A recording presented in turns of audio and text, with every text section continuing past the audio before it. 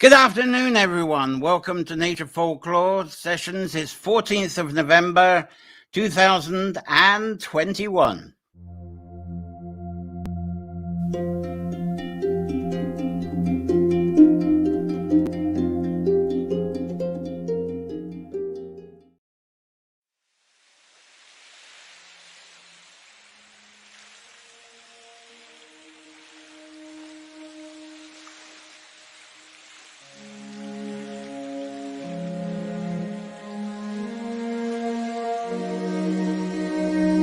I saw her on street a strand, etching letters in the wet sand with the feather that met her hand like a pencil fallen from the sky.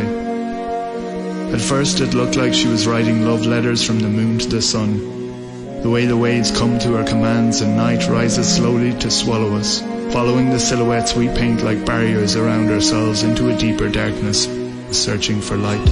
When she started to sing, the sun's knees fell from beneath it as it gave in to the horizon, flinging its brush across the skies in ever-changing paintings of pure art.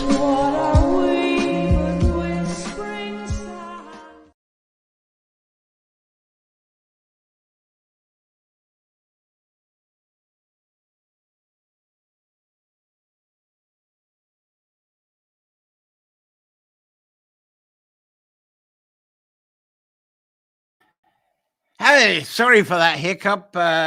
There's, as usual, there's media tech issues to start with. First is I'm not getting sound from the guest, so we've got to sort that out as I'm talking to you. But that excerpt there, it was the opening of Stephen Murphy's Eriu, a lovely epic. Anyway, thanks for joining me. It's our weekly time of exploring nature-centered folklore, connecting this within your favorite sanctuary space and expressing inspired visions from your sanctuary through your poetry, writing, arts, craft, performance, and problem solving. Now, this afternoon's theme is part one of 3 of this series of Barding. And this one is inspirational journaling and native poetry. And I would like to repeat the words there that came from Stephen Murphy, as it seems very apt. You can go on YouTube and find the whole thing of Eriu. It's a beautiful production. But the first words of it there, if I can, I've accompanied this with a few pictures. And I saw her here on the street of Strand, etching letters onto the sand with a feather that meets her hand like a pencil falling from the sky. At first, it looked like she was writing love letters from the moon to the sun. The way the waves came to her command, and night rises slowly to swallow us, following the silhouettes we paint, like barriers we build around ourselves into a deeper darkness, searching for light. When she started to sing songs, knees fell from beneath us, as we gave into the horizon, flinging its brush across the sky, now changing our paintings into pure art. So that was that. And I think it's a great start. So that's our start to journaling with your inspirations and raw native first draft poetry. Now, the guest we've got today, and I've got to get the headphone situation sorted out somehow in between all this. We've got Sinead McClure, who's coming up, and Maura Barrett, who we haven't had for a while. B. Smith is coming on any moment. She's trying to get hooked up at the moment. And Suzanne Vannuta is actually in the green room, but I can't hear her at the moment. So we've got to figure out how to actually hear her so that she's live. And these nature sessions, as usual, and the Karakroy Labyrinth still here. They're brought to you largely due to our subscribers, our Patreon subscribers, and some subscribers are going to be watching live here today. And that's the information on that. So thank you for your continued support, because without it, I might not be here this afternoon hosting this. So let's see who's joined in with us today, and chatting. I know Suzanne's in the back there. Chandler Nichols there, enchanting introduction. Gary's here, Gary Brannigan. Hello, everyone. It's great. Claire Roach has joined in here. Looking very jaunty, very good. So, as I say, I have got a wee problem here. Give me a couple of seconds, see if I can get this, because I wasn't getting any sound back, and I was supposed to be hearing those videos at the beginning. I didn't hear a thing, so there's something not quite right in my end. I've got a spare set of headphones should there be a problem. So give me a second. I'm going to just have a quick test on my audio to see should I be hearing. I know what's happened. It's actually slipped. There was a configuration that slipped on me. Let's try and see if this works. Right. No, that's not working on me either. No, give me another moment and I'm going to try something else. Oh, that one's working. Okay, let's hope we're okay with Suzanne in a minute, which I'll test out. Otherwise, we'll improvise as we go along. We'll get this worked out.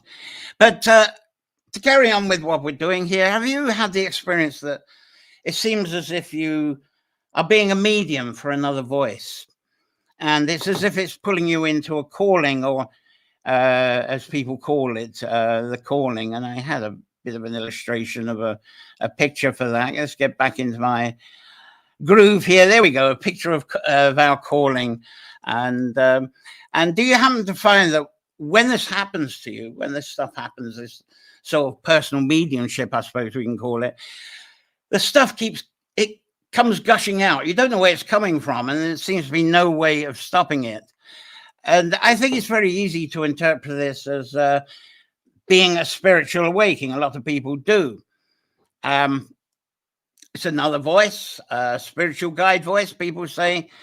But I think perhaps it might seem hard or impossible and even ridiculous to regard this experience as actually being the glorious truth from our own suppressed inner voice.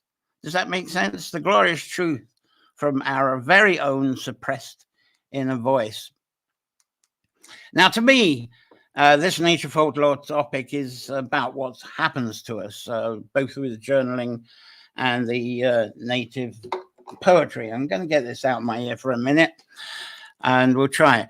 And if we use the tool of nature-based folklore and bathe in it for a while, and then trust our inner trust, the inner trust returns if we bathe in the inner folklore, and it all comes out. We express it out. We make that connection.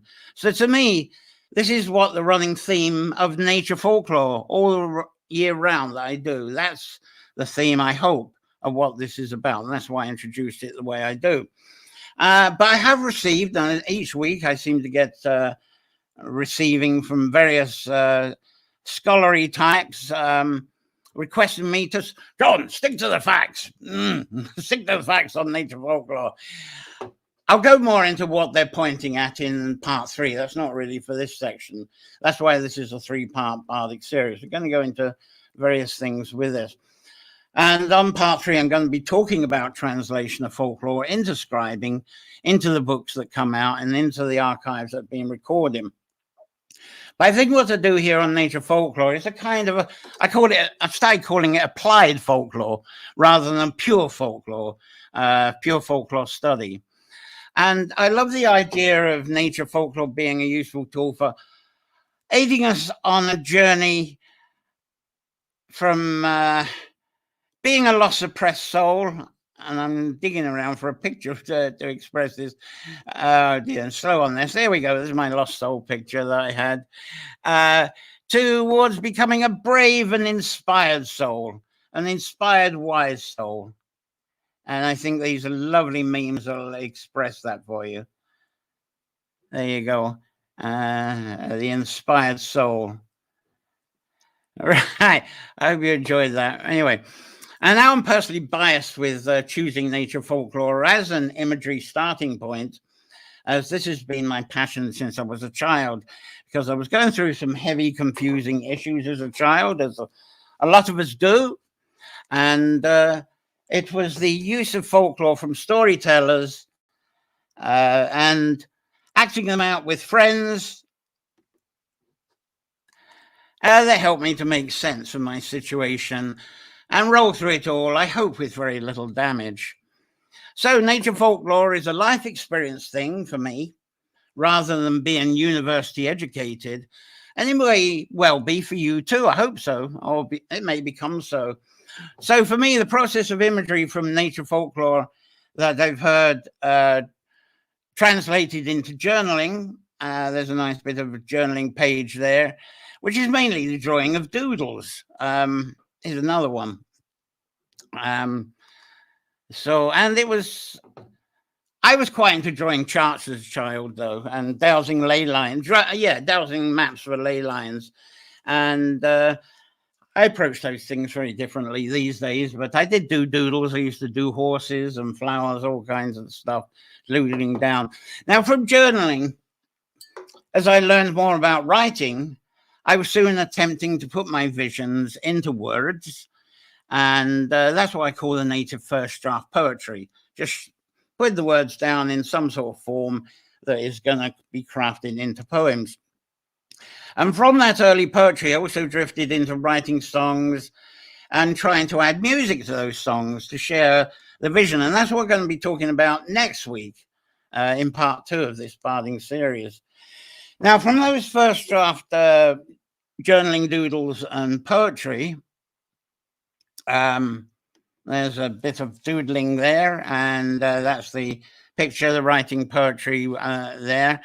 Often something else becomes crafted out of those inspired, seemingly languageless, I said that in one word, languageless visions, these languageless visions.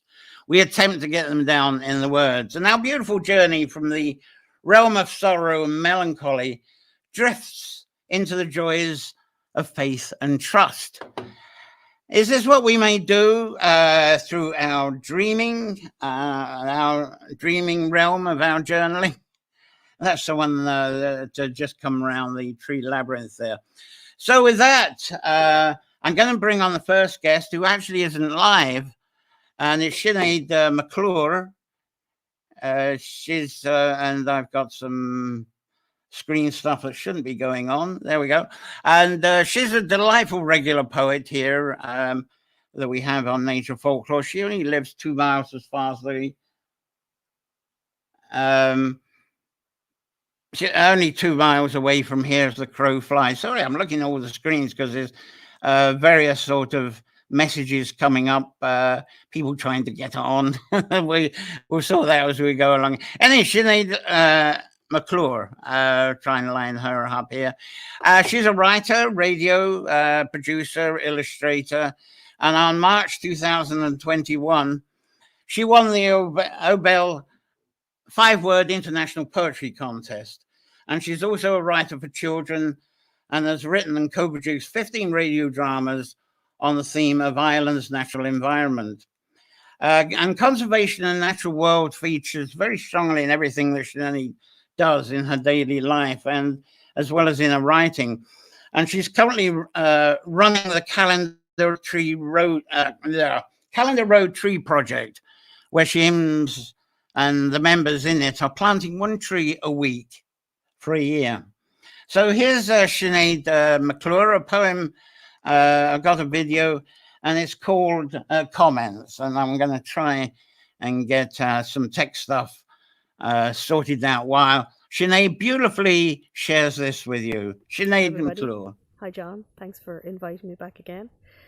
In this very late autumn, November, you could nearly say it's like a spring winter, because behind me here you'll see a lot of our leaves still on the trees. They're mainly hazels, which are, in fairness, one of the last to lose them.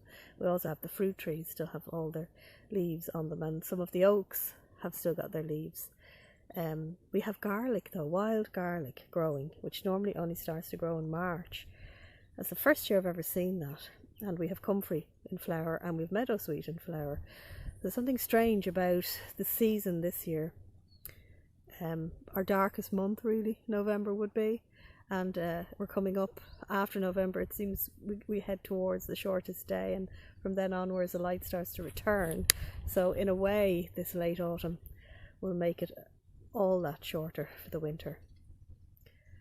But today I'm talking about process of writing and inspiration. Well, inspiration I get really from where I am. I do tend to pepper an awful lot of my writing with nature and conservation. Not all of it, but it tends to find its way in anyway. I can't help it. It's there around me, and I often write about what I see. And I think people should write about what they see and what they know and what they love, because when you do that, it's just a much easier process.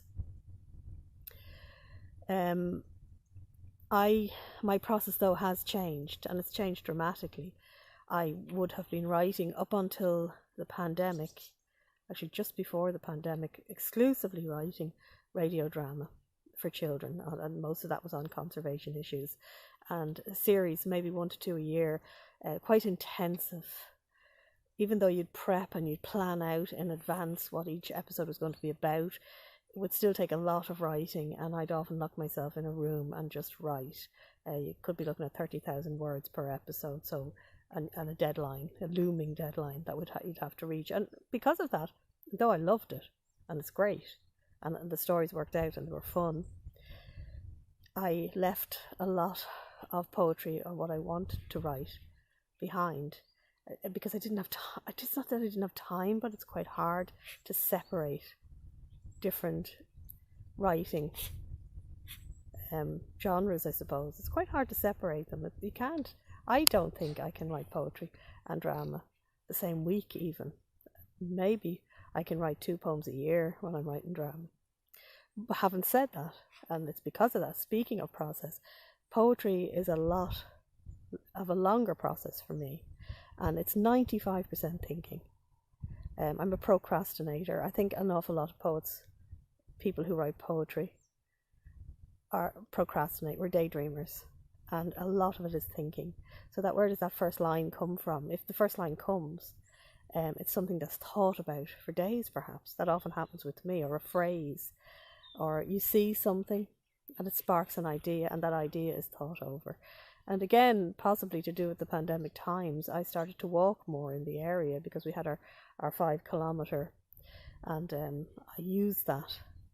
Brought my notebook with me. I don't often use it, but I bring it with me just in case something strikes me and I think I'm going to forget about. But mostly I'll see something along the journey that will spark an idea, or I will be thinking about something before I left, and that will stay with me, and I will be thinking, ruminating it over and over until I begin to then think about getting it down on paper.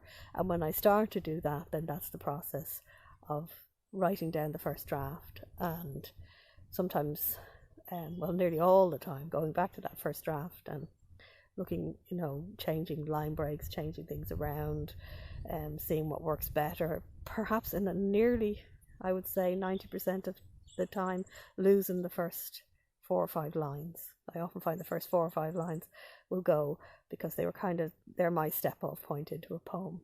But everybody's process is different, and everybody's inspiration is different.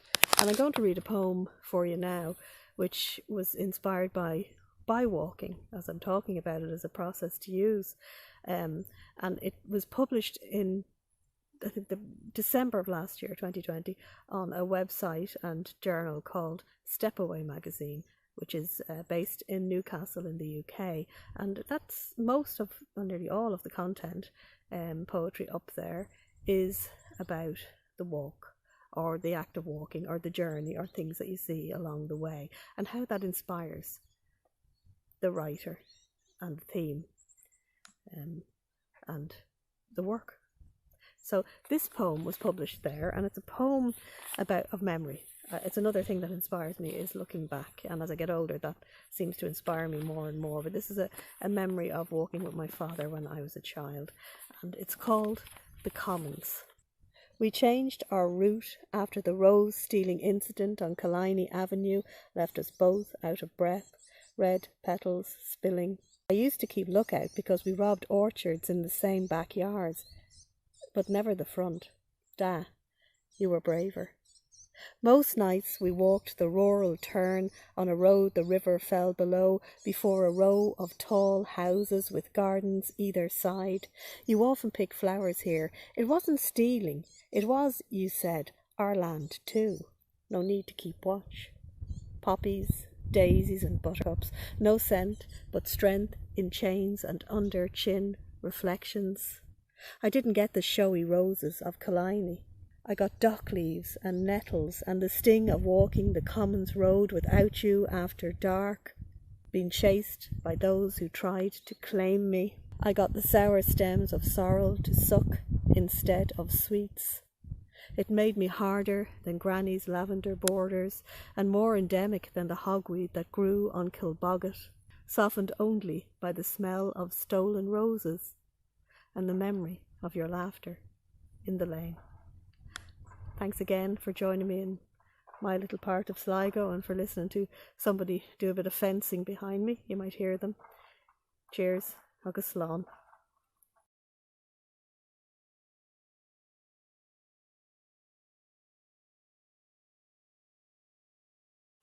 Well, thank you very much, Sinead. I think I got a few tech issues sorted in the background. We're still trying to get B. Smith on the line here.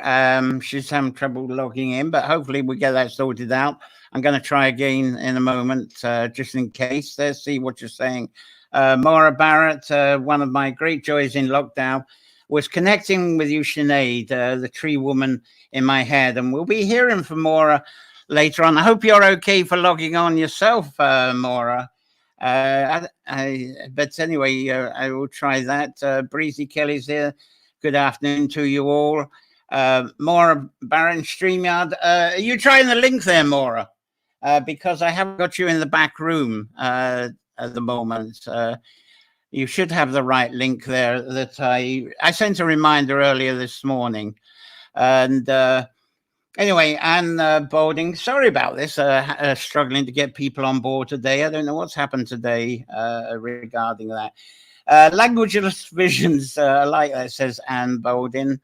And Shell Good, hello, John and everyone. Lovely snowy morning here in Wisconsin.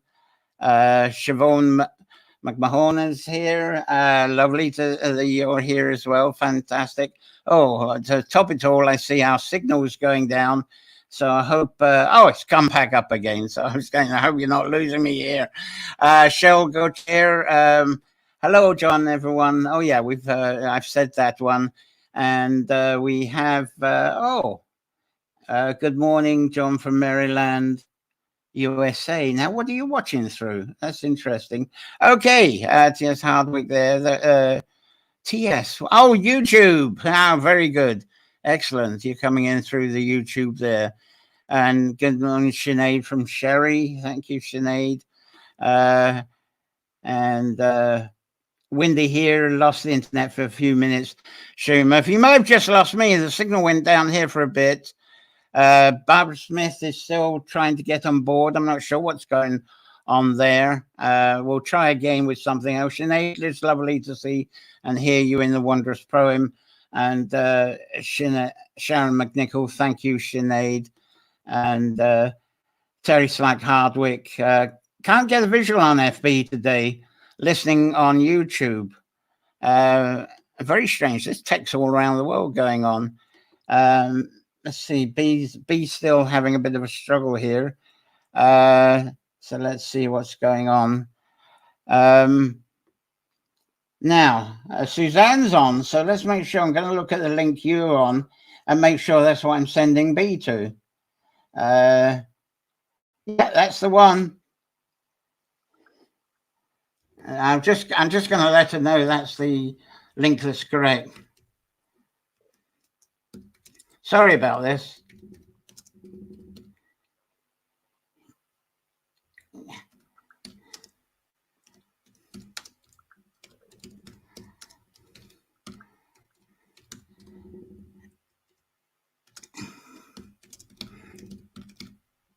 God. We're having a hard time getting our guests on today, so I don't know why, because it's only just a URL link. Maura, I'm going to send you the link through again, just in case you're having a problem. There you go, Maura. That's the link so that you can get on board as well.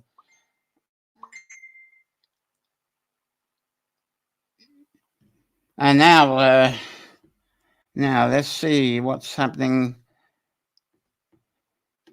I don't know why I'm not getting B. She says she's in, but I don't see her. Maura says backstage. There's something going on with the issue. So give me a moment. I'm going to do some. Maura's just coming on board. Yes, so we got here at the backstage. Just got to find where B is. So excuse me for that. No, Maura's in okay, so that's fine. It's just where's B? Okay, sorry about this. My screen's all going. Trying to get everyone. Sorry, it's so inefficient today. This is crazy.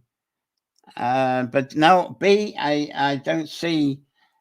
Just going to try and message B to get her on.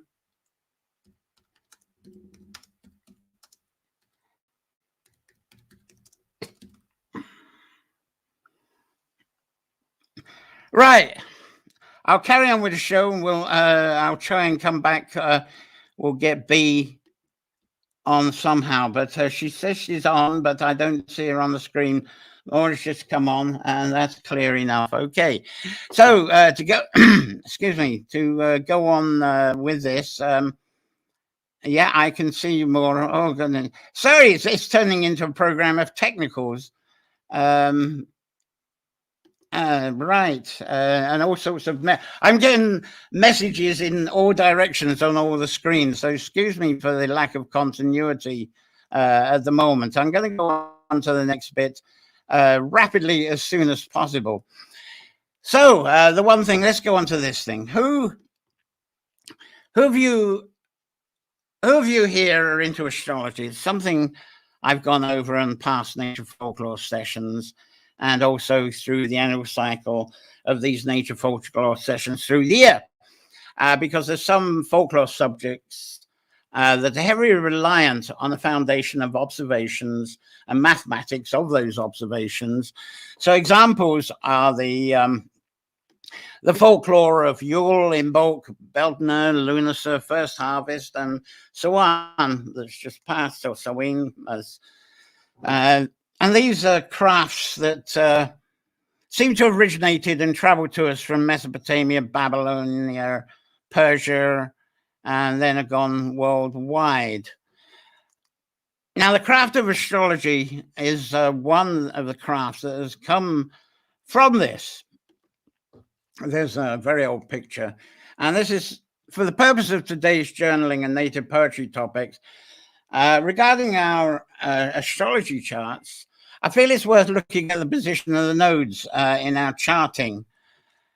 Affectionately, between the nodes is known as the dragon line, and I've talked about this on past Nature Folklore sessions as well. Perhaps these nodes on a chart could be the map of our journey from the lost soul, as I was showing, to the wise soul, and even that sounds very dramatic, doesn't it? But this journey may be about dissolving our disconnecting and wall-building ego and learning and wising up on how to build connecting bridges through sharing care, love, sensory kindness, and grace. Still no B got on. Well, I'll have a go at trying to see what's happening there. Now, this seems to be the journey of returning to a happier life for depressed people, or seriously grieving people, even addicted people. But then I think move on from that to a joyful time with our next guest. And then this is me going to be able to test that the headphones are working. Hello, Moe. Hello, Maura. How are you doing? Can I hear you? Hi. Hi. Yes, John, I can hear you. Great. We were having trouble. Last time you couldn't hear me. Oh, did I have that problem with you way back? Oh, goodness Way back, me. yeah. Good to see you. You're looking well. Oh, great. Thanks very much. Now, Maura, she lives in County Tipperary. You were in County Tipperary, is that right? Great. If you go to a page in Druid Scribe, and I've got that somewhere, the address for her. That's Druid. Well, it's coming and going. And you will read about the wonderful Sligo heritage and stories that have been passed to her by her mother. And she describes the summers below the Caves of Caish, which is only just 3 miles from us, and the fairy hill of Knocknashee. So what I'm going to do, I'm just to get in the mood here, I'm going to change my green screen to that Knocknashee to get in the swing of this. Oh, I've got messages galore still. Okay. Right. And Maura seems to have a passion for the tales of the ancient Eva. Get me back. I'm all over the place. Sorry. Maura seems to have a passion for the tales of the ancient Eva that I know very little of. And I've never even heard Michael Quirk, the storytelling woodcarver in Sligo, mention Eva. But I do love visiting the Macareva Peninsula. It's an area of County Sligo that few tourists go to, except for Lissadell, which is on that peninsula. And there's also the wonder of the huge fossils of Streeter Point. And another beautiful place, and not many people go to this, is the beautiful Yellow Strand. It's a quiet place. It's a beach that sees very few people there. And there's many species of sea-loving birds, and there's dancing dolphins. Now, more as someone I would love to really, with all this, I'd love to have a story swapping session sometime, because she's got an incredible connection to the nature folklore landscape around there. So maybe that'll be a future gathering. So I've dropped her off. Let's bring Maui now that we know we've got sound. Wonderful, all that. Just fascinating. Your Sligo connection, just reading up there from the Druid Scribe. Yes. Is your mother from here? Yeah, my mum is from Sligo. Yeah, my mum is from a place not far from you called Carrickbanagher. And it's not far from the Caves of Kesh and from all of those places around you. And Macarawa, which is over the other side of Sligo, really, over near the sea, over near where that lovely Lissadell is. And it's got a beautiful old portal tomb dedicated to Awa, and which has 2 lovely portal stones, which I think one was originally a standing stone. There are 2 different types of stone.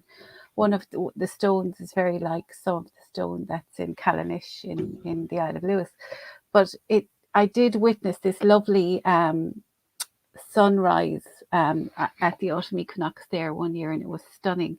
I was invited up by the Sligo Field Club and by the guy who owned it, Leo Layden, who owns the land there. It's really nice experience, gorgeous experience. So yes, so I've gone off there in a rant about landscape, but I love landscape. Landscape definitely inspires my writing. Landscape and people, I think I would cite as my 2 greatest influences. I find, and I'm sure every writer does if they're honest, find themselves listening to conversations, quietly and astutely listening to conversations and taking in what people say, and that often becomes our dialogue. So you need to be very careful about what you say around a writer, really. So that's where a lot of your inspiration and what you write, does that come from that background?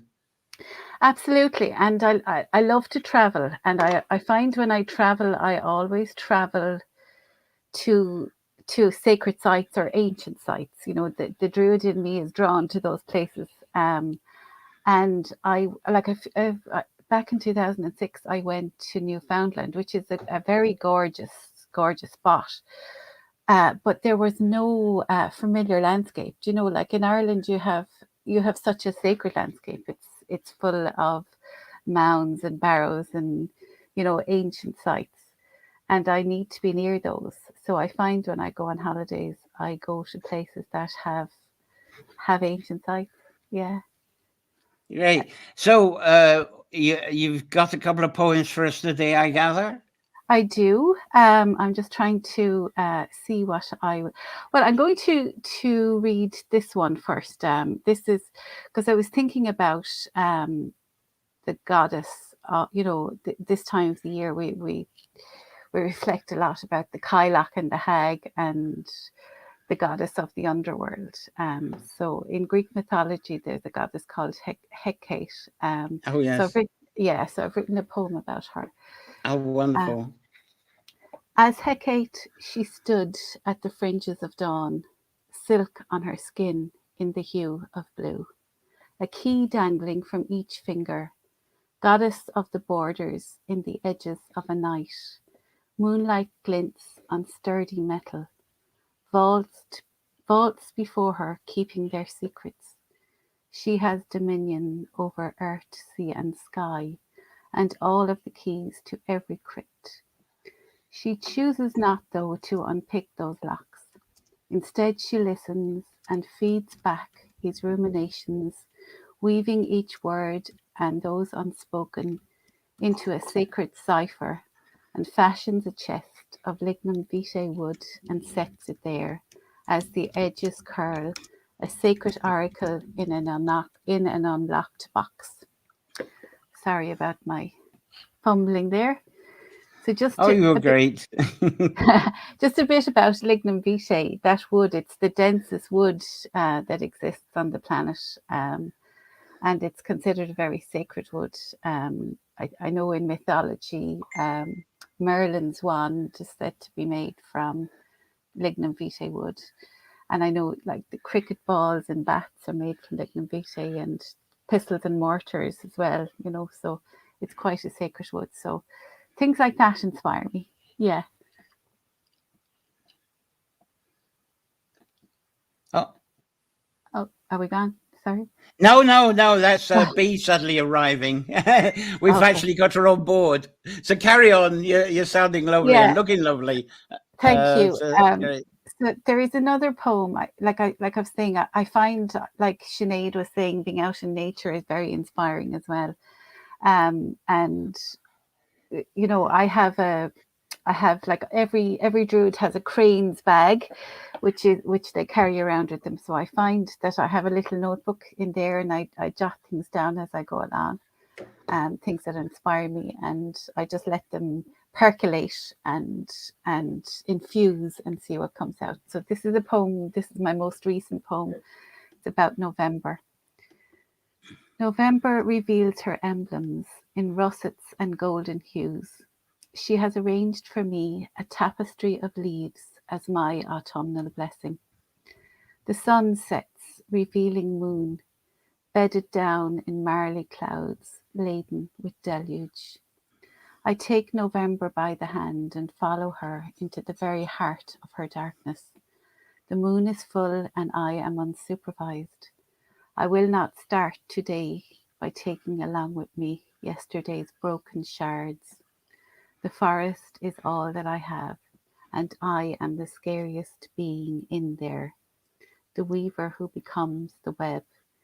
Instead, I'll make mosaics from a myriad of fragments, memory and promise, hope and delusion, and so there may be peace in every quarter.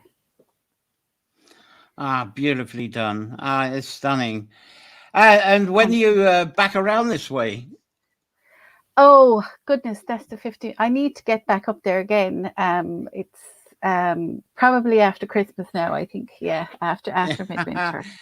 Do you have family around here? Do you have family around here? Yeah, I have some aunties up there and some cousins. Yeah, it's really lovely. My soul is there. I really love it. Yeah, it's really nice. Yeah. Yeah, it's a really nice spot. Is here in, I must admit, here in Donegal, because living in the Hebrides, there used to be a boat that came out to Donegal. I used to put the bike on board, and so I picked up a lot of stories. I spent a lot of time in the area. Sometimes I drifted into Mayo, but Donegal, North Leitrim, and here, that was enough for me, and for Manor. And that was so I can understand where you're coming from and your inspiration. And of course, the as you probably find, as I was mentioning earlier, that when you actually are at a site, because with me, it tends to be the forestry and the woodlands, and the native woodlands that we got in Sligo beside the locks are incredible. But do you find yourself, you're standing at a place and the whole story of that place comes to you? I know we have the place name, and I think you on your Druid Scribe, one of your blogs, you're talking about how the place names manifest into the stories. I think, am I right in that reading about always. that? Yeah, Yes. always.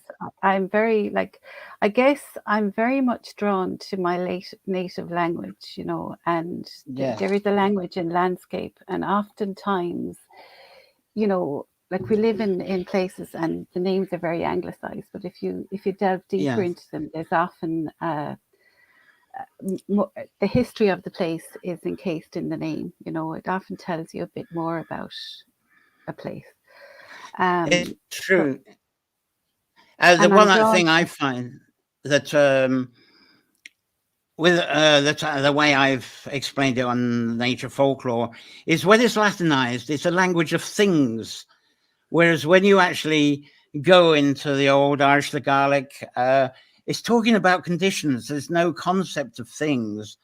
And I'm going to talk about this in part 3, how the scribes have had to take this language of conditions about what's going on and the prompts and try to put their Latinized and Greek words in there.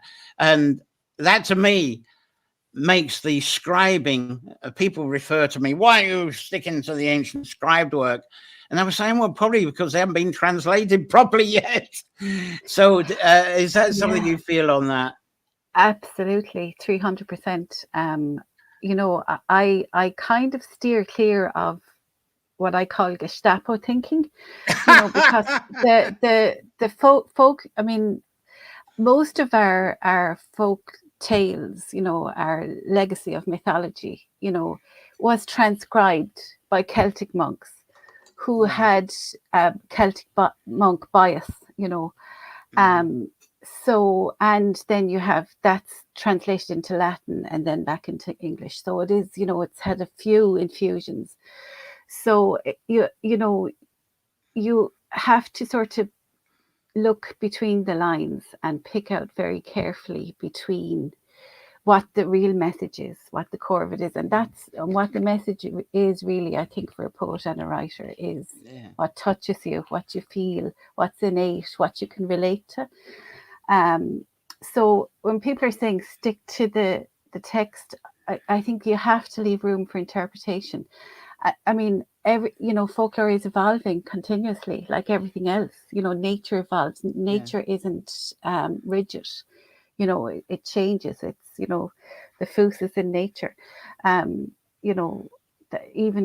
if you go back to the first, like Aristotle and all of those, they talked about when Plato talked about the visions and the there was a kind of an idealized, but mythology and the stories they have survived such a long time, millennia, and like we have to be grateful for those who wrote them down, for all of their bias, because it's wonderful that we have that legacy, but it's also important that we give ourselves space to interpret them, because there's a lovely Irish word, imbas, which is sort of I'm going to have to actually cut you short there. I could talk with you for hours on this, so we're definitely going to get you back again. I know we've tried, but absolutely fascinating. As I say, I've got 2 guests on, and I wish I could keep you on for the rest of the afternoon. Thank you, but John. We got the lovely. Thank you very much for what you did contribute this. But that was beautiful. Thanks, Moe. Thank you.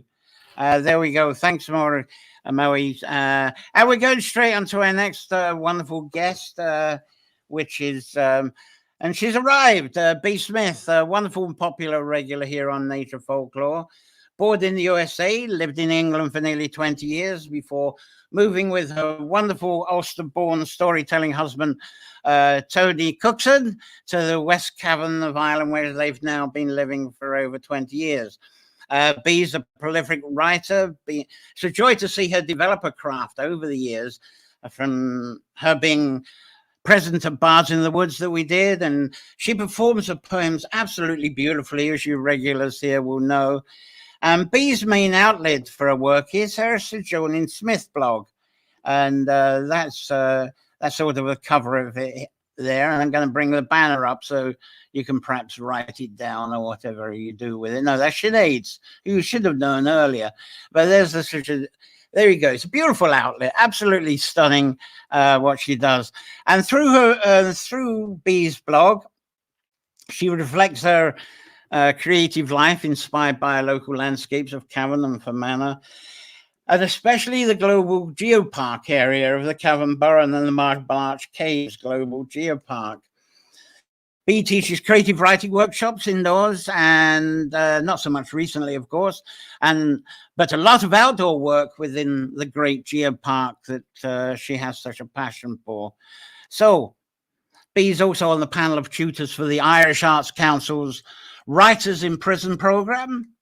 And during the pandemic, with the support of the Cavan Arts Office, Bee's been curating a digital poetry map of the Geopark that should have gone live. And I'm going to ask her about that, see if that's actually around. So I invited Bee back because after a recent Sojourning Smith blog post, so fitting to what we're sharing this afternoon, and she wrote this: sometimes it just needs to be down. Putting tools down and getting away from the screen or the page can fuel your creativity. Sometimes some other creative activity will fill your well. And I can play with wool. Well, that's not wool, that's a pumpkin. College, cook, bake. I specialize in garden demolition work. Sorry, I haven't got a picture of that. But anyway, there's Tony there appreciating some of her baking there. And she says the words will come eventually. But first, I need to shush the mind chatter and emotional whirlwinds. I need the silence. Perhaps silence is the writer's equivalent tool to an artist using a chiaroscuro in painting, which means massive contrast between light and dark. Silence helps delineate the light and shadow. I thought that was absolutely good, gorgeous. And after so much struggle, hello, Bee. Hello, John. I'm here courtesy of Tony's laptop, which has Chrome on it. I don't know what was happening with the other one. We've done this before and it's worked fine on my other device. But anyway, husband came to the rescue, came in from the garden, and great. And we got here in the end. It's delightful. You're looking and sounding good anyway, which is fantastic. Yeah. Okay. So, and it's good to be here. And it's good to talk about poetry. I'll address the Geopark poetry map question first before we forget about it. It's been quite a momentous year for the Geopark. It had been formerly known as Marble Arch Caves Global Geopark. And in July, they renamed themselves Quilca Lakelands UNESCO Global Geopark. Basically, they felt that that was a much more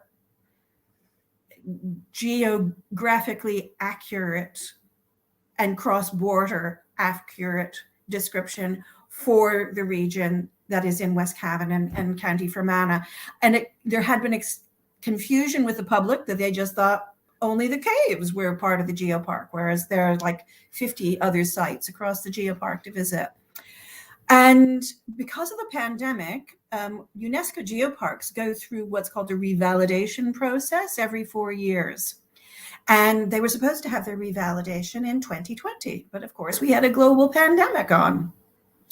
And then they were going to try and come, and they were waiting to see how people could travel from abroad, from other geoparks, because they are the revalidators.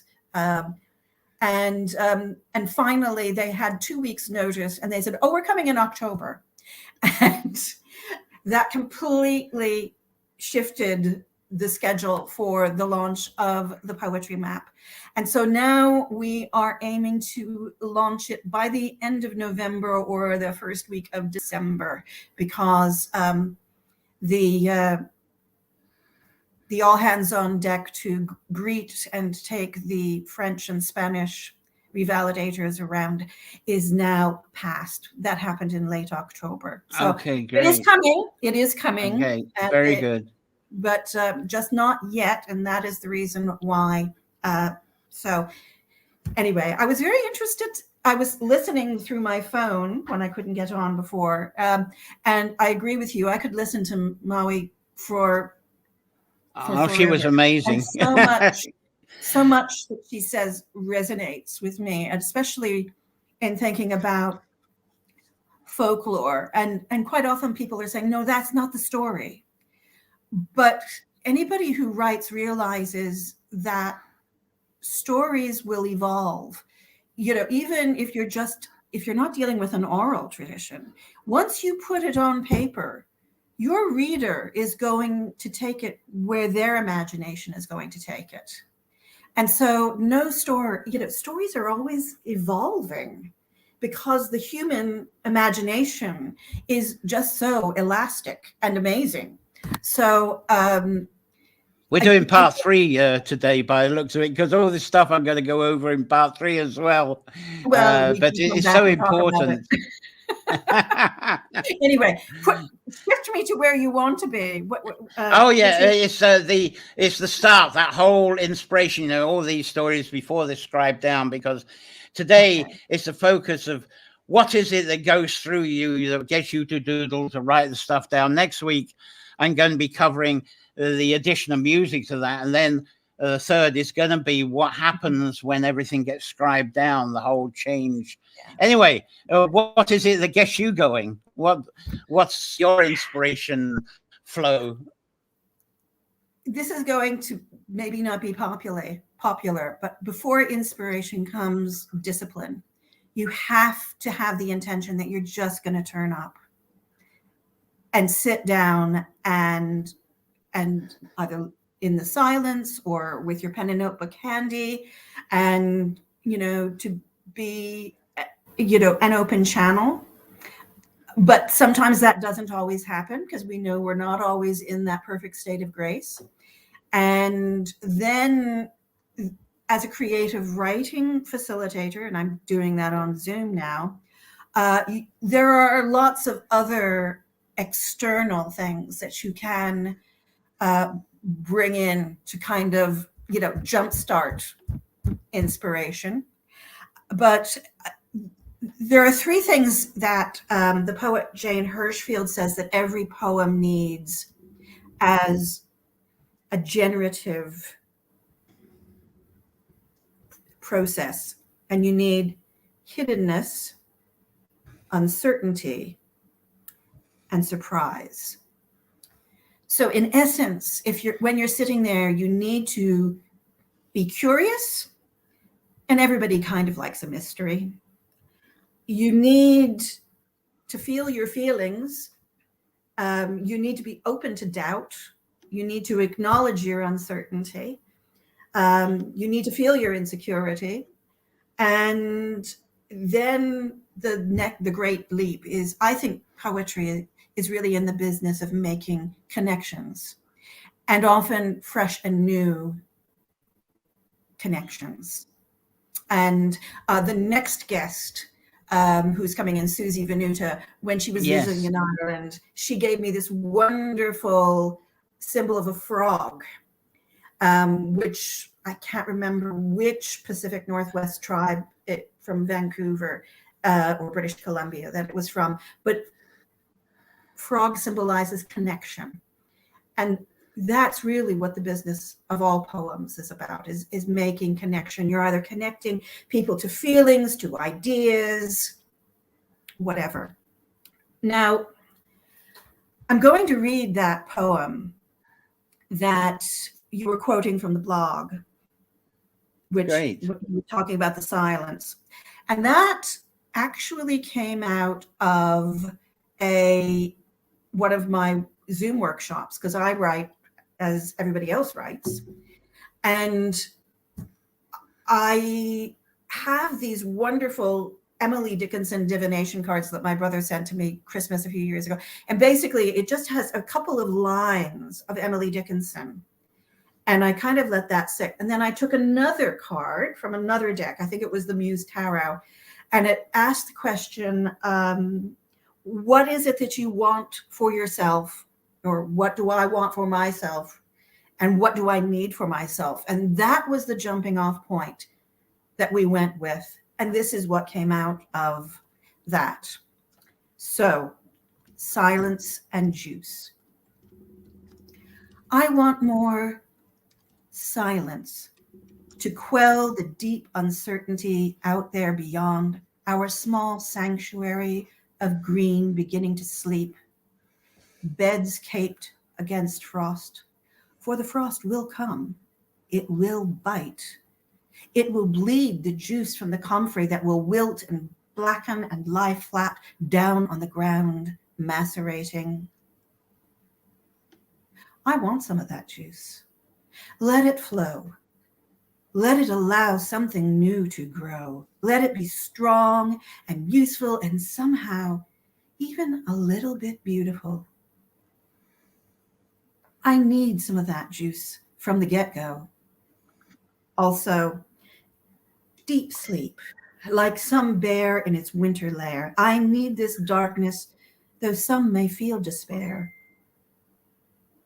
There is the soft heartbeat of seeds waiting for more light, for more warmth, for some water and some wind, something. I need to just put my ear to the ground, counting Earth's 23 beats per minute, even in the winter, even in the dark, even in the cold. I want silence for myself, but I need the beat. I want the beat for myself in the silence. I need the silence to hear the beat. I need the beat to soften the silence. I need to trust the unexpected. I want to pay the price of all with my all. And the final two lines come from Emily Dickinson quotes, which is trust the unexpected and all is the price of all. And wonderful. Came together. Oh, absolutely stunning. Yeah. That's great. Now, you've got a course coming up, and Suzanne, who's coming up next, she said she did it with you in December last year. Can you speak a little bit about that? Because it sounds absolutely wonderful. Okay. Last year, I experimented with delivering an e-course, a daily prompt, which was writing through the darkness. And it went for the 21 days of December up to the winter solstice. And I had, the alternative that if you wanted to have a Zoom meeting on the Sunday to discuss things, or just because we were all kind of locked up and it was nice to be able to connect with people, they were there. And I had it in the evenings because there were people like Suzanne over on the West Coast of Canada who wanted to join. And one time a friend of mine joined from San Jose, California, because basically some people find this particular part of the year difficult. Perhaps because I'm a Scorpio and Samhain board, it isn't such an issue, but I do, and I love the darkness of the year. I'm one of those people that wilts in the summer, but I get that it is difficult for some people. And so this year, instead of doing an e-course and charging people, I thought, okay, I will do a Zoom course on a Sunday for donation. And we will start on Hanukkah, the first night of Hanukkah, which is the 28th of November. It's also the first night of Advent for Christians. And there are 4 Sundays that take us right up to winter solstice on the 21st of December.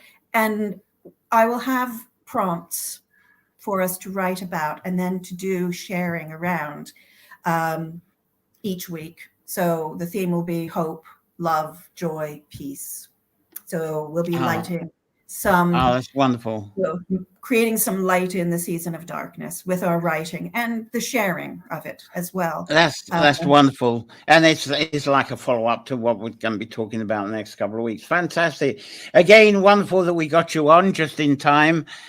Beautiful delivery as usual, B. And I'm sure we'll have you back very, very soon. So thank you so much for that. And thanks, Tony, for the laptop. And also, Tony says, hello, Suzanne. Yeah, great. She's waving. She is waving there. Let's get her up as well. There you go. She is, because we're going to have Suzanne up next. So thanks very much there, B. Thank you. And hello, and Suzanne, I think I can hear you now. I hope so. I'm just going to go back and I'm going to answer some comments because I haven't talked to people for a while. Let's see. Let's go way back because there was a lot of response to Maura, to Maui. And there was Chandler Nichols was saying, thank you for sharing. Sherry Murphy, the poems are so lovely there. And Claire Roach, yes, she's stunning. Maura's stunning. Sharon McNichol, beautiful. Thank you, Mo. Beautiful. And Barding's got a bit more to say here. Your words remind me of a place in yours finally found where the creek turkey tracks wildland and language. Whoops, it's gone away. Perhaps you will enjoy it. And she's left a link there in the comments, which is fabulous. And Sinead McClure said thanks to Maura. And one thing now we got Sinead, it's a great excuse. I never put the banner up. That's Sinead's. We started off, and that's website, and you can keep up with Sinead there, which is fabulous. So that's Sinead there. Thanks, Maura. Huge hug to Maura from T.S. Hardwick there, and Ambry logging in here. Hello for all from Trim there, and then we. Maura's put up a Druid Scribe in straight link from the comments there. And Maura wants to get onto B's course there. If you go to the link there, the sojourning, I think there'll be a link put there. Sojourning, if I'll put that back up again. There we go. That'll get you to it anyway, Maura. So that'll be fabulous there. That'll get you onto that. What else have I missed out? And Sherry, beautiful B, thanks so much. Always a pleasure to hear you, isn't it? Absolutely fantastic. Claire HB, so wise, full of fun, immensely gifted. Thank you so much. And Sharon McNichol B, you're so inspiring. Big hug from Terry Slack Hardwick here. And Barding, we find an access course. That's as I say, Sojourning B, the link I gave earlier. So that's caught up. So that's wonderful. Now I'm going to reflect back with to that initial spark that takes us from birthing from the dark and nourishing into growing light. And with our next final but very wonderful guest who's patiently been waiting, Suzanne Vannuta. She lives in British Columbia, as B was saying, in Canada. And that describes her guts, courage, and grit. When I look at a social media post, she's either on a long, rugged hike somewhere dressed up to go, which is a lot of the presentation she does. She goes on into amazing places, or she's dynamically speaking to an appreciating audience on women's issues, living with mental illness, and stunning, motivating, you can do it type of presentations. And on her self-titled website, which I do have a link here, that's a website, SuzanneVannuta.com. She shares how she believes in creating safe spaces to have an open and respectful dialogue. And to me, this is what I advocate with the importance of the personal tree sanctuary at the beginning of each Nature Folklore. And in 2018, Suzanne was awarded the Courage to Come Back Award from the Coast Mental Health Foundation in Vancouver. And I invited Suzanne to return live with us after she responded to one of my Facebook posts. And this is what she said. I love journaling. I find it an amazing way to find out what the subconscious is telling me, even if I don't want to know. And it's a great way just to figure out life and all that it entails. Journaling allows me to hear the whispering of my soul, or whatever you want to call it, and bring it forth. When I journaled during my time in Ireland, it was like my ancestors were guiding me.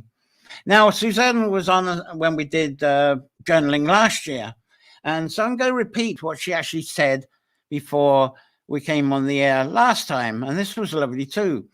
Journaling is so grounding at this time of year, when we settle more into ourselves and our space. I find that's what has been patiently waiting for us while we've been busy outside.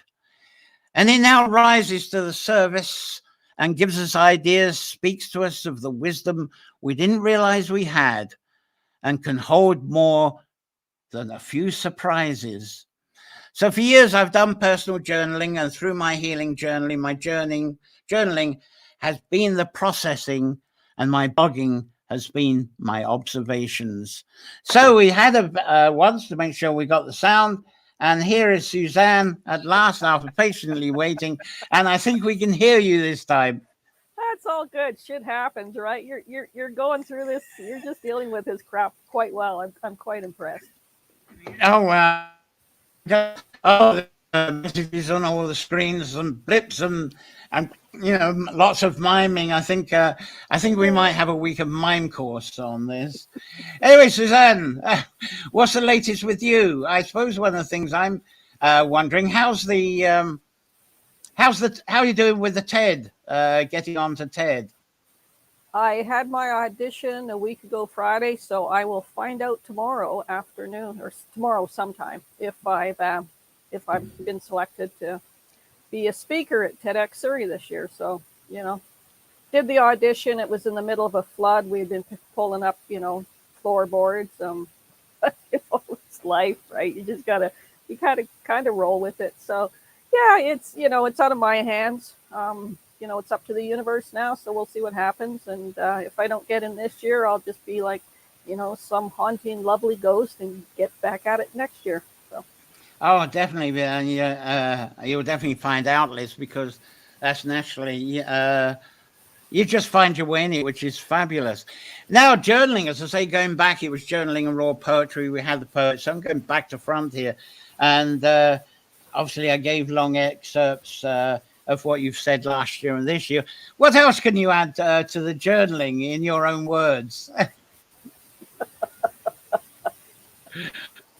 In your own voice, I should say.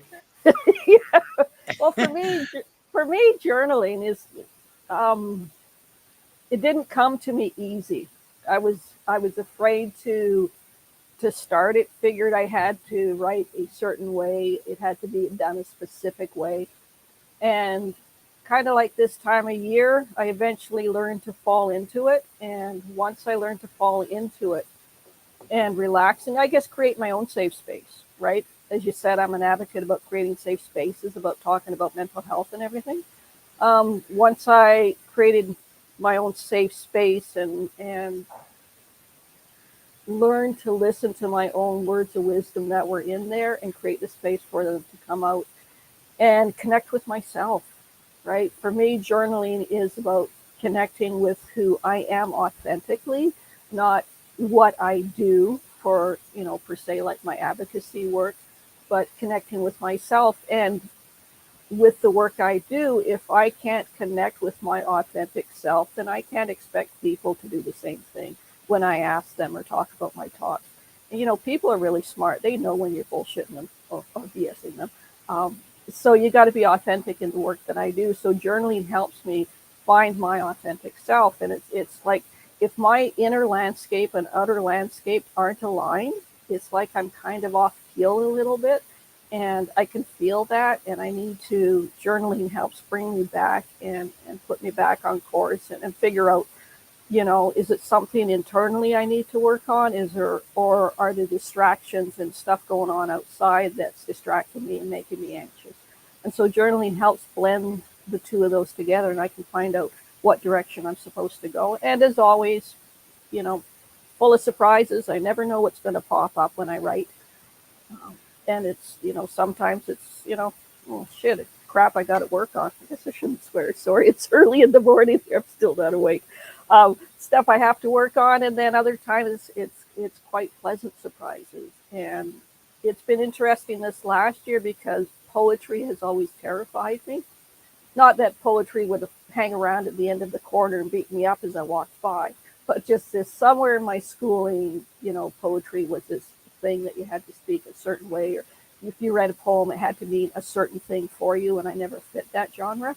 So this year with my journaling, I've been actually throwing a few poems in there, and it's quite interesting what actually comes out there too, and full of surprises. So yeah, journaling for me is just surprises and finding that safe space. And when life gets a little crazy, a little hectic, and 2-year pandemic, let's throw that one in, then it helps me kind of sort things out. That's lovely, the way that you said, the way you've approached poetry. You were thinking of poetry as the structured way that you were told at school. And that's why I call this native poetry, for lack of other words, for this episode, for what comes out of your doodling. And you just explain that from the doodling, you were starting to put words together, and you weren't referring to what you learned at school. That poetry was coming out native. And our language, I think, is just clumsy. And obviously, we try and doodle visions. I think it all starts with this languageless visions. And so we do the best we can to put it into words because people read words. And I think with myself is that I think from childhood is people didn't seem to listen to anything anybody said until they wrote it down in words. I get that a lot, I suppose, is and things that I talk about. People want the book first before they actually listen. Whereas with me, with the stories, everything that I share on the Nature Folklore, it's been from storytellers. And I sometimes find myself going for books just to satisfy that audience. So as I say, do you find that you're getting more confidence in writing your poetry from your visions? That's the point I think you brought up so beautifully there. Yeah, and it actually, it surprised me when it did come, and it came quite easily. I was sitting out in the garden one time, and a bee came to visit me because I have a spot in the garden where I have my morning tea. And a bee came to visit me and just looked around. And then in my journal, I wrote down, bee came to visit, cares not who or what we do. We are all flowers. And then I thought, where the hell did that come from? Oh, that is absolute perfect, because we were doing a Bards in the Woods, which did from 2012 to 2020. And there was a woman that forgot to bring her poems with her. And she said, I haven't got anything to share. And she couldn't remember her poems. And she was carrying a little purse with her. I said, what have you got in the purse? She says, I've got a shopping list. I said, well, read that. And she read this shopping list out as the most absolutely beautiful poem, because you could see the expressions on her face of what each item on that list meant to her. So poetry comes from anywhere. It really does. Yeah, it's learning to listen and get rid of what they're supposed to be and what society says it's supposed to be, and the should-haves, could-haves, it's got to be like this. Get rid of the grades, the English classes, all that stuff. That's why I love this program, because I can fit right into this, right? You do. It's organic and it's authentic, right? And it's just like it feeds the soul, and it's not terrifying, which is a bonus. But it's to be able to be connected with ourselves and comfortable in our own skin and sink into it. Like this time of year, like Bea said, it's the dark. And to me, I do have issues with the lack of sunlight here, especially the last month. It's been crazy. but being able to sink into it and not have the distractions of the busyness in the summer, and being able to settle and actually sit and listen for what is there permeating, what's been waiting patiently all along will start to rise to the top. And it's being able to connect to yourself, then you can hear it much sooner and a lot quicker. Like my journaling, like I said in the beginning, it was like, oh my God, what do I want to write, or what am I supposed to write? Now I can just, it's like training the brain, right? It's another pathway. Now I just pull my journal out and I can just sink right into it wherever I am. But I couldn't do that earlier in the beginning. It's, it's been a slog, but that's life, right? It's all about learning to deal with. Well, it's wonderful to catch up with you, Suzanne. All too brief again, as it is with everybody today. Well, we'll definitely have to try and get you back on. But it's lovely. Sorry that you were at the end, but the beauty of you being at the end, you've summed everything up. I mean, you really put the whole lot together, what this was all about, what I was hoping this was about, the idea of the journaling, being brave enough and realizing that native poetry that comes from your vision is a huge value. And I'm going to be talking on the scribing in a couple of weeks' time of how you can craft that into the books, but don't feel you've got to be the books. Yeah. And I'll be talking about that then. Well, Claire will be next week, actually. The idea with music, with your words, it sounds to accompany your words. You don't have to be a prolific musician. You can just take a single string and that'll harmonize with your words. So we're going to go into that. And you have beautifully summed that up. So thank you so much, Suzanne. And we're going to get you back another time soon. So thanks again. Terrific contribution. Thank you very much. Oh, wonderful from Suzanne.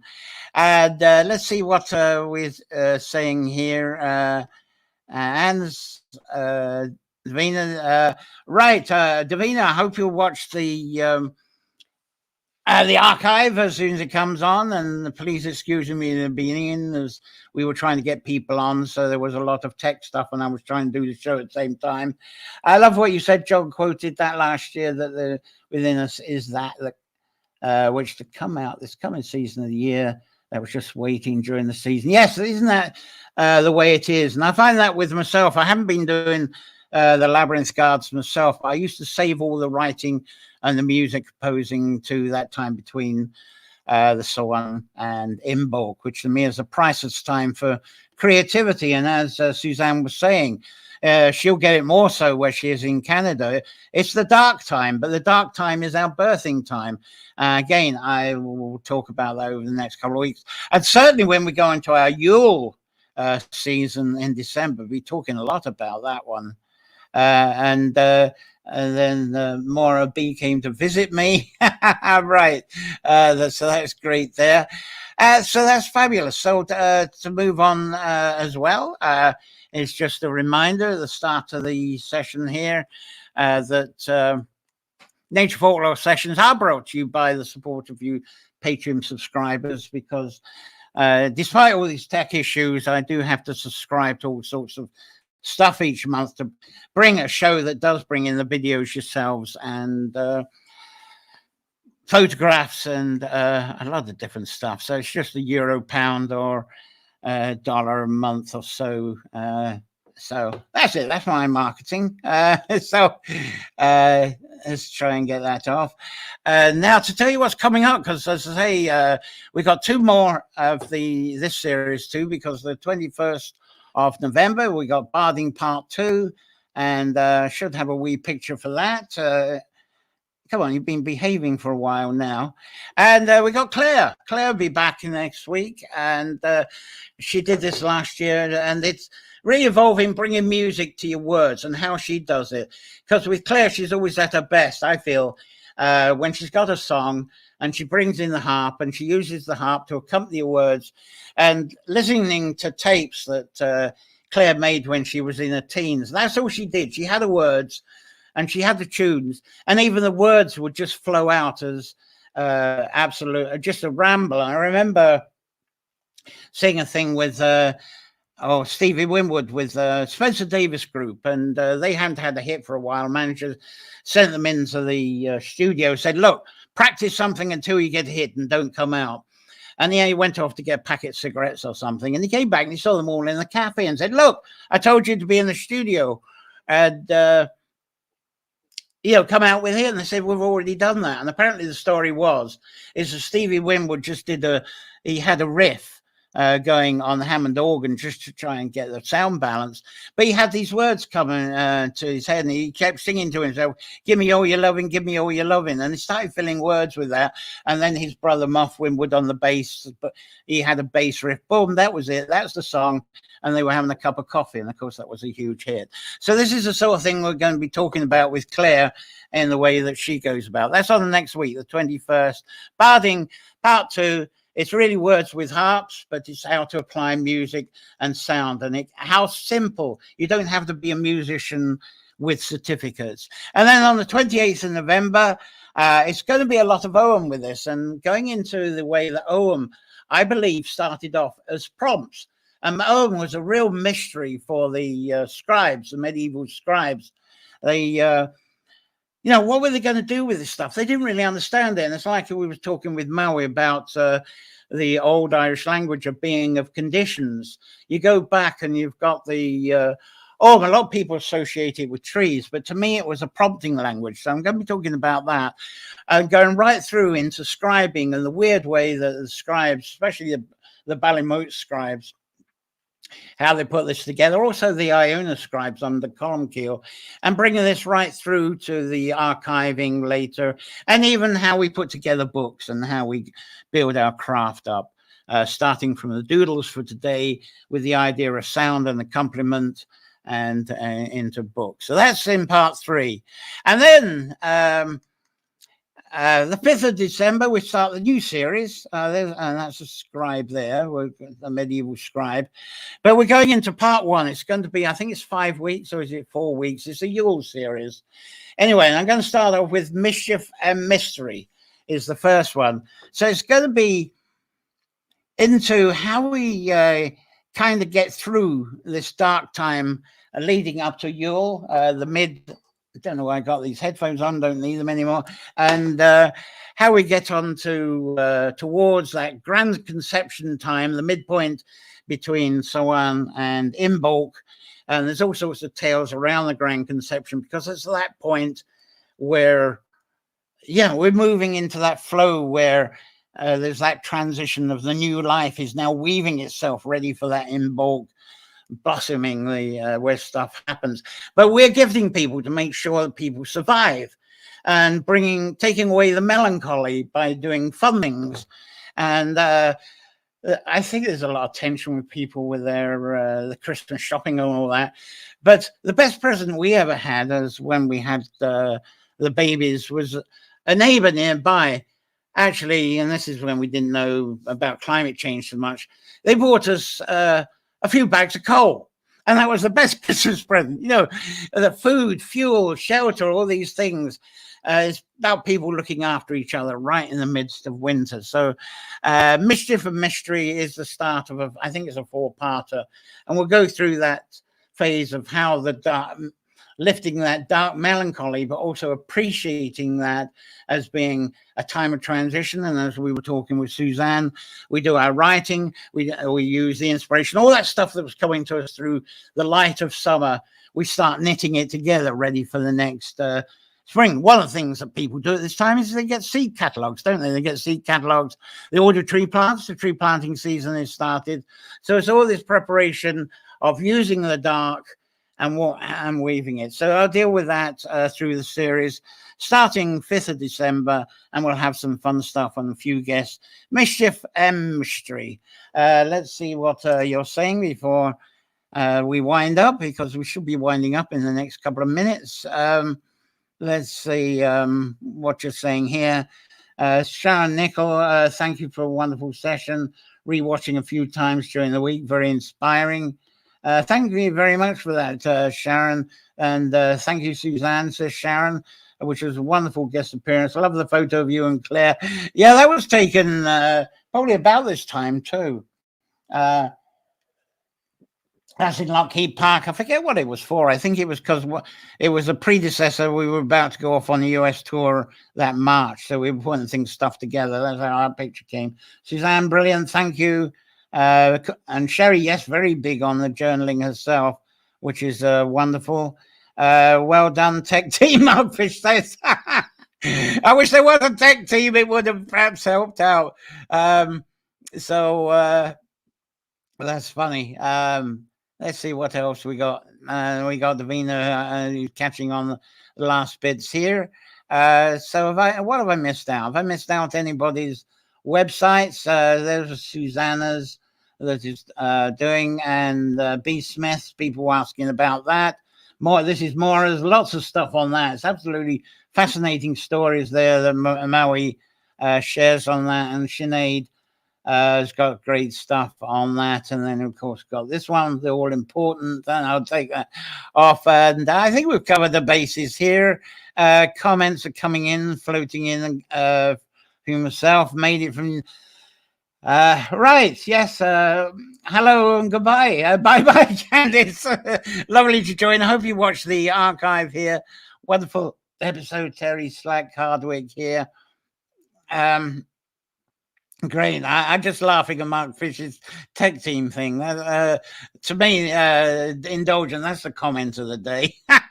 Very good. Anyway, so that was lovely. So thanks you all for putting up with us and enjoying this. And we had fabulous guests. Thank you again to Sinead McClure, Maura Barrett, B. Smith, Suzanne Venuta, and we had that start by Stephen Murphy. And it was so funny. I thought, goodness, we might not fill the show today. And I had something else by Stephen Murphy, but I'll leave that for another time. And if you're watching, some of you have just come in, I hope you'll watch the archive, make comments, and I keep coming back to that because people make comments from episodes from weeks ago, and I'm filling in for that as well. So that's great. You were all wonderful. What wonderful guest today. Also subscribe where you see the bell icons that tell you what's coming up the following week, because not everybody's on Facebook or on YouTube all the time. So it's great to get reminders. So enjoy a safe week, full of all those wonder, inspiration, getting those doodles down, the journaling, and your loose poetry. And we'll talk about more of that from next week onwards. And so that was wonderful. I enjoyed being with you. Hope you enjoyed being with me and our wonderful guests. So I think that's it. Let's see. Do I have yes? So a couple more comments have flown in. Love journaling. Look forward to the replay. And Mark Fisher said, grand job. So thank you very much. And I think that's all I've got. That's all I've got for you today. So thank you very much. Have a wonderful week. Bye.